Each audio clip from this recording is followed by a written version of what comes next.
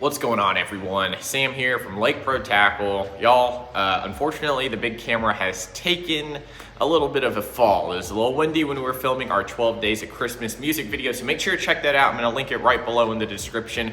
We're really gonna be diving in this video here to fall and wintertime fishing. Where are fish going? How can you target them?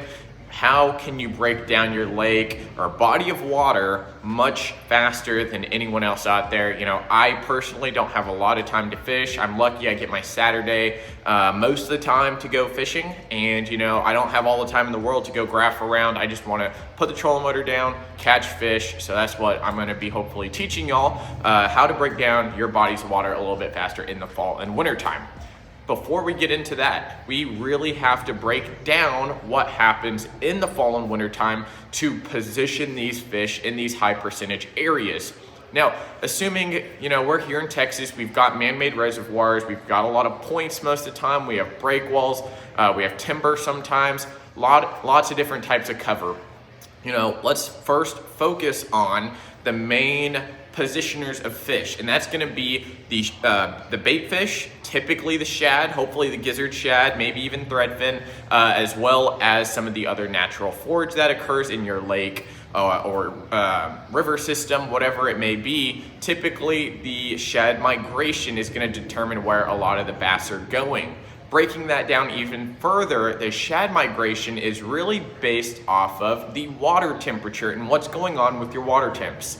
Now, from the fall to winter transition, your water temps are going to be steadily declining until we reach a point where the nights are extremely cold, because during the day, that upper portion of the water where you've got good light penetration, depending on how clear your water is. If you're fishing a clear body of water, that light or that the heat from the sun is going deeper and deeper and deeper into the water because it's going through the water basically. If you've got dirtier water, the light penetration isn't going as deep. So depending on what water you have can really dictate where those fish are setting up. But during the nighttime, when it gets really, really cold, you know, your water temps are going to cool off, and you might see anywhere from a 5 to 10 degree variance depending on your water temps. You know, starting out last weekend when I was fishing, water temps were 52, and by the end of it, it was almost 60. Now, I'm not saying the whole water column goes from 52 to 60. I'm talking only that upper portion where the light can actually penetrate through is going to heat up, and that really helps position your fish. Now, breaking this down, right? Imagine this is the full water column. This is the top of the water here. And we're just going to draw your standard bank. Let's call it, you know, about a foot down, maybe a little ledge, something like that. So let's talk about this. Typically in the fall time, what do most people say, or what was the old saying in the winter time or the fall transition? Fish are moving to your secondary points, your main lake points, you know, using them as basically road stops, gas stations, rest stops essentially, to let them rest on their way in and out. That can be true. However, there is a big portion that they are missing out on. Those anglers that really only focus on points and point jump and junk fish, they're missing a huge portion of their body of water, especially if they have grass, if they have timber, if they have literally anything else sticking in the middle portion that's not directly tied to the bank. So let's take this example here. We've got standing timber possibly, we've got brush piles, something like that. These are all areas that fish can set up on during the fall transition to wintertime as a pit stop, as opposed to just going on the bank. Now, is there a portion of fish that always goes towards the bank? Absolutely. I'm not saying you can't catch fish on the bank in this transition time, but there are so many other pieces of cover that aren't being hit compared to the bank or your points. So going back to water temperatures, as water temperatures start to decline, typically here in Texas, our fall time, you know, fall weather is going to be anywhere from around 50 to 60 degrees, where the light penetration throughout the morning in the daytime is going to heat up. And let's call that basically where that first ledge is. Let's call this, let's call that the upper 3 foot of the water column. This is where it's gonna heat up throughout the day. Typically what happens is fish are gonna set up right under that during the nighttime because it's also cooling off a lot faster during the night. So fish don't want to be above this portion because it cools off extremely fast during the night. They're gonna set up, that's a bad pen. They're gonna set up right under that, maybe here, or maybe on the brush pile. I guess all my markers are bad. Excuse me. So yeah, they're gonna set up right under that. So if you've got little ledges possibly, or you've got the brush piles that top out about that water column, if this is 3 foot down, they're gonna be anywhere from 3 to 5 to 7 foot down. Timber, absolutely. A little bit lower, absolutely. Will you get fish roaming out in the middle of the lake, right under that spot? Absolutely. And it's the same thing for the shad. If shad can't live in it, the bass don't want to be there as well. And vice versa, if the bass can't live in it, under this portion, then the shad's not going to be there either. So this is one key step that I use to break down my water extremely fast. Right now, I've got my set depth ranges anywhere from around 6 foot of water all the way down to around 12 foot of water. I'm not really fishing deeper than that. Are there populations of fish that go deeper? Yes, it's a much smaller percentage than you would think though, right?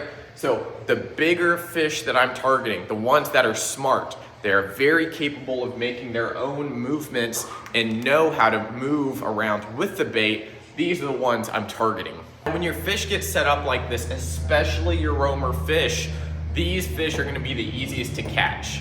So anywhere starting in the deeper water where they're not specifically holding on structure, these are gonna be the ones highly susceptible to something like a swim bait or a jig minnow or an A-rig. Anything shad related that comes close to them in open water is fair game for them. It's very easy for them to track it down. The bait doesn't have anywhere to hide around like a tree or a brush pile. These are gonna be the easiest fish to catch. And I'm not saying go out there and buy forward-facing sonar.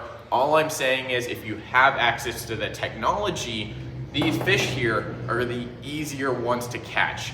Now, when it comes to predictability and finding the fish that can eat, the ones in the brush piles or the standing timber, or if you have grass lines that create an edge, these ones are gonna be the next easiest to catch. Typically with a hard bank line or something like a ledge that they can utilize to push bait into or pin bait against something, these fish are gonna also be extremely highly susceptible only because they have that secondary means to push the bait there. Typically when it comes to the brush pile fish and the standing timber fish that I like to find, flipping a craw, flipping a brush hog right now is gonna be extremely effective. We just got the new Rapala Crush City hedgehogs. Those things are pretty sweet. You can actually modify them quite a bit and increase the action or decrease the action. When it comes to fish actually feeding off the bottom, typically if your fish are gonna be set up like this around the tree, you're able to fish this target area, this like little ledge or a little point. That's kind of where the main lake point and the secondary points really come into play. But if you look at this in a 3D perspective, if this isn't a point and we extend this image out, it's just standard looking bank. I call these little ledges or micro ledges, just little depth changes that these fish can utilize in specific depth ranges, right? It doesn't have to be the 3 foot, it doesn't have to be the 8 foot. It can be anywhere in between there where those fish feel comfortable to actually utilize and pin your bait fish to that ledge. And again, that goes back to what we were talking about. Any depth change is going to be a huge factor in what I'm looking for when trying to find fish in the fall and winter time. When it comes to the fish near the bank, this is where you can have a really good day, a really fun day where you don't have to try super hard, but it's very specific. Typically right now, I'm not waking up at 4 o'clock in the morning anymore unless I have a long drive, right? Right now, again, going back to what I started with, is your water temps during the nighttime are cooling this top set of the water off extremely fast. So what's happening is they're gonna get below it. As soon as that sun starts coming up and heating up that top layer of water, these fish are gonna move up into the shallower portions and they're gonna eat, they're gonna feed. They know there's bluegill around, they know there's shad around, they know, I mean, there's crawfish around if you have them in your bodies of water. So I typically say around 9 o'clock to maybe 10 o'clock-ish is going to be prime time. It's gonna be your big bite window where a large majority of your anglers out there are gonna have huge success up shallow when it comes to flipping a jig, throwing a spinner bait, throwing a crankbait. You know, if you keep up with the Lake Pro social media, Instagram and Facebook, which you better do, I was throwing a little craw square bill and that sucker inhaled it. And that wasn't the only one to do it. I also caught a 9-pounder doing this exact same thing in about 2 to 3 foot of water. And you know, a lot of people say you can't watch your fish on forward facing sonar in that shallow water. Trust me, I got that figured out. I was literally sitting, if I had power poles, this would have been perfect, but we were kind of just making a drift with the wind down a shallow ledge, which is exactly what I've drawn out here. It's a shallow ledge that drops off. These fish were coming up and I was literally just watching them come up and busting bait, busting bluegill. It looked like they were also pinning down some crawfish, which might be an indicator of why I was throwing that red pattern. But yeah, that bite window from like 9 o'clock to 11 o'clock is absolutely insane. Lines up with my time codes on my GoPro. As soon as we got out to that 12 o'clock time, focused on these fish, the brush pile fish, your open water roamers, those are the ones that I've been targeting and having huge success with. Now, I've been to several different lakes when it comes to here in the DFW Metroplex, and this holds true. And if on your bodies of water, if you're experiencing the same thing, rapid warming in the top layer as well as rapid cooling in the nighttime, definitely give this a try. Look for these little drops, as if you have little shallow areas with good chunk rock that those fish can ambush in, definitely hit those a little later in the morning. If you have forward facing sonar and you're able to find some good brush piles in that really proactive water column, that, you know, let's call it 3 to 12 foot of water or 8 to 12 foot of water, definitely give those a try. Standing timber, grass lines, utilize what those fish are utilizing. The ledges, the grass lines, the timber, the brush piles. If you've got culverts, definitely check those out as well. I hope you guys enjoyed the video. If you did, leave a like on it. Please consider subscribing to the Lake Pro Tackle channel, and definitely, of course, check out our latest 12 Days of Fishmas music video over on our channel. Of course, you're already on our channel, but check it out. I've got linked in the description. I've had a lot of coffee today, so please excuse me, guys. And I think that's it. We'll see you next time. Lake Pro Tackle. See you guys.